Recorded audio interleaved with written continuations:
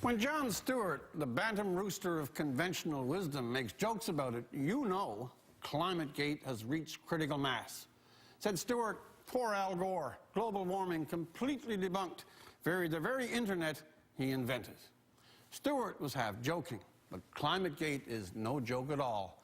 The massive emails from the Climate Research Unit of East Anglia University, let loose by a hacker or a whistleblower, pulls back the curtain on a scene of pettiness, turf protection, manipulation, defiance of freedom of information, lost or destroyed data, and attempts to blacklist critics and skeptics of the global warming cause.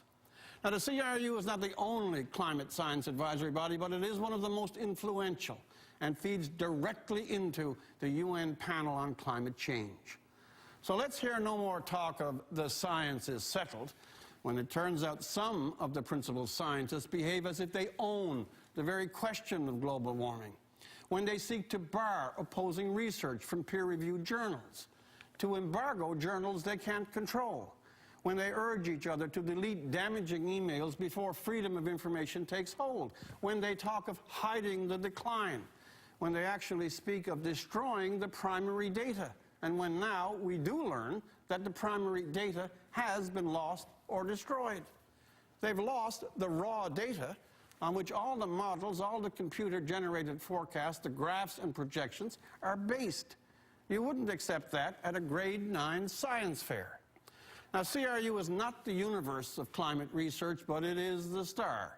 These emails demonstrate one thing beyond all else, that climate science and global warming advocacy have become so entwined, so meshed into a mutant creature, that separating alarmism from investigation, ideology from science, agenda from empirical study is well nigh impossible.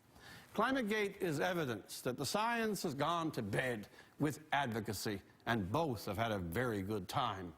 That the neutrality, openness, and absolute disinterest that is the hallmark of all honest scientific endeavor has been abandoned to an atmosphere and a dynamic not superior to the partisan caterwauls of a sub-average question period.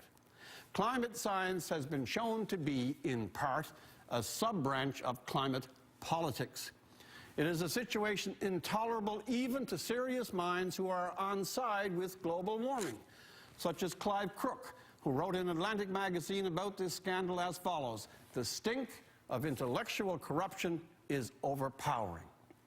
Climate science needs its own reset button, and Climategate should be seen not primarily as a setback, but as an opportunity to cleanse scientific method, to take science away from politics, good causes, and alarmists, and vest climate science in bodies of guaranteed neutrality, openness, real and vigorous debate, and away from the lobbyists, the NGOs, the advocates, the Gores, and professional environmentalists of all kind.